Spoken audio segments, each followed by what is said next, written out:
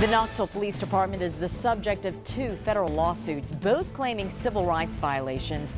Tonight on the Night Beat, you'll see dash cam video from both incidents. And Knox County has a long list of debtors who owe the county a total of millions of dollars. But officials say they won't ever see most of that money. Why the county says some debts are a lost cause. Plus, meet some of the worst offenders. That's coming up. 10 News is brought to you in high definition exclusively by Harper Auto Square. You are watching WBIR TV, Channel 10, Knoxville. The news starts now. Hey, get your... So, Knoxville police released dash cam footage of 2 arrests as the department faces accusations of excessive force and civil rights violations. Good evening. Thanks for watching. I'm Robin Wilhoit.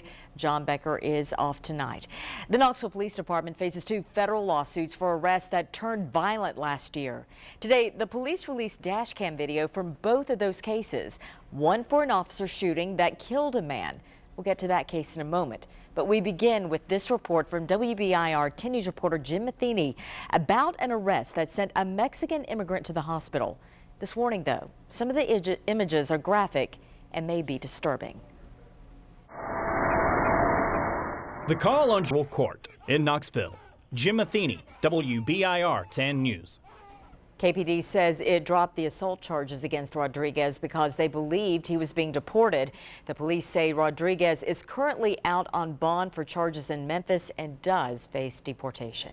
Now, we also received Knoxville police dash cam video late this afternoon showing what started as a flat tire and turned into a fatal officer-involved shooting 1 year ago in West Knoxville. KPD officer David Gerlach shot 45-year-old Ronald Carden multiple times after saying Carden attacked him. New tonight, WBIR 10 News reporter Rachel Whittle has been studying those tapes. Rachel, you found that the video does not completely match up with the lawsuit. 2 minutes after Officer David Gerlach pulled up to Ronald Carden and passenger Nicholas Thomas to help with a flat tire, Officer Gerlach had shot and killed Carden. Much of the altercation happens off camera, but you can hear everything until Carden is shot. Here's what we've pieced together, and again, I'll warn you that some of these images are a bit graphic. Ronald Carden and Nicholas pointing his gun at Thomas until they arrive. Officer Gerlach turns off his mic and police tape goes up 5 minutes after. Because microphones are turned off, we can't hear what happened after more officers arrived. Carden's son filed the lawsuit saying Officer Gerlach and KPD violated his father's civil rights and ignored his medical needs after being shot. Police say Carden had a long history of arrests and told the passenger Thomas he did not want to go back to prison before the encounter. Robin, back to you. Right. Rachel, thank you very much. Knox County court officials say it is time to pay up. A 10 News investigation reveals offenders owe the 4th Circuit, Criminal and General Sessions courts more than $159 million. It's a problem court officials say needs to be addressed. WBIR 10 News reporter Kendall Morris joins us now. Kendall, we have a look at the worst offenders here in the county. That's right, Robin. These are the faces of the people who owe the most money to the Knox County General Sessions Court. Now, these 5 men owe a total of more than something we can do.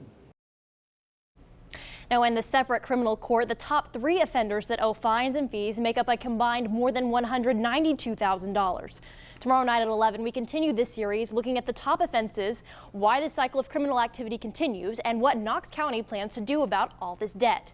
And you can read more about these criminal records on our website, WBIR.com. Robin? All right, Kendall, thank you very much. Turning now to the forecast, some storms moved through East Tennessee earlier this evening. Some spotty showers might stick around, but we have a beautiful weekend to look forward to, and a work week, I should say. Hopefully the weekend as well. Chief Meteorologist Todd Howe joining us from the Weather Center. Todd, thanks so much. Well, a drug that hasn't been discovered in East Tennessee until last week has now surfaced in another county. Officers in Hawkins County arrested 2 people with a large amount of a dangerous and extremely addictive synthetic drug. Sheriff's deputies searched the home of Warren Richards and Brandy Edwards, and they found a large amount of alpha PVP. It's also known as flocka or gravel. Just last week, sheriff's deputies in McMinn County found flocka for the first time. The drug causes hallucinations, paranoia, and it can kill you. The state comptroller's office has finished its property reassessments in Roane County, meaning it can finally set its property tax rate. Roane County property values fell about 3.5%. The comptroller's office presented the numbers at tonight's commission meeting. The state stepped in earlier this year after the Roane County assessor's office was behind in appraisals. The comptroller says the county was struggling, but the state finally sorted things out. You know, when we arrived here in Roane County, we found quite a mess, and I hate to have to say that. The assessor's office was in a state of great disarray. We think we have helped restore order. We hope they can keep it on the tracks after we leave. The tax rate for Roane County is still being calculated, but the city of Oak Ridge definitely set its tax rate to $2.52 per $100 of assessed value. Oak Ridge sends out its tax bills earlier than Roane County, and the delay on the reassessments pushed that back. Maryville College was one of 11 colleges and universities to get a state grant to help student veterans. The Veteran Reconnect Grant will help schools develop programs specifically for student veterans. The state gave Maryville College more than $82,000. According to Governor Bill Haslam's office, there has been a 200% increase in veterans enrolling in college since 2008. The Veteran Reconnect Grant is part of Governor Haslam's Drive to 55 to increase the number of Tennesseans with a college degree or a certificate. Coming up, a presidential candidate makes a stop in Tennessee. And 1 year after Michael Brown was shot and killed in Ferguson, protests are flaring up once again. The latest from the St. Louis area when we come back. And river water isn't usually pretty, but it also isn't usually orange. What happened that caused this in Colorado, and why the EPA is worried about what is next. Presidential candidate Ted Cruz visited the recruiting center in Chattanooga today that a gunman attacked back in July. The Texas senator visited a memorial for the 4 Marines and 1 sailor killed during that attack. Cruz also gave a speech at a Chattanooga church. He talked about arming service members at recruiting centers and stopping what he calls radical Islamic terrorism. Ferguson protesters shut down a bridge in St. Louis this afternoon, leaving cars stranded there for half an hour.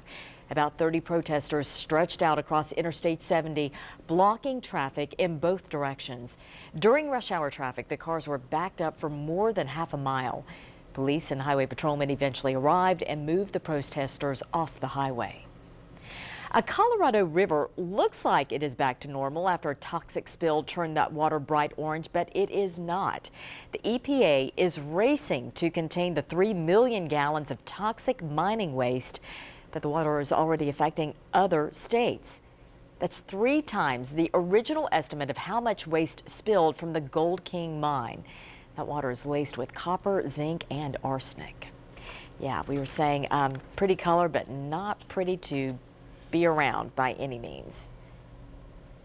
All right, meteorologist Todd Howell joining us now, and we're talking about water in East Tennessee falling from the sky. We had some storms earlier. What are the chances of some showers going forward, Todd? You know, some lingering spotty showers overnight and a chance for a little bit of drizzle, maybe a little bit of patchy light rain in the morning. Awesome. How's that? Yes, Todd, thank you. Appreciate it. It is the 10th of the month, and that means it's time to remind you of our Buddy Check 10 program. It's simple. Just find a buddy and mark your calendar for the 10th of each month. On that day, remind each other to do breast self-exams. Call 855-TONOVA for your free Buddy Check 10 packet or visit our website, WBIR.com. And stay with us. Sports is next.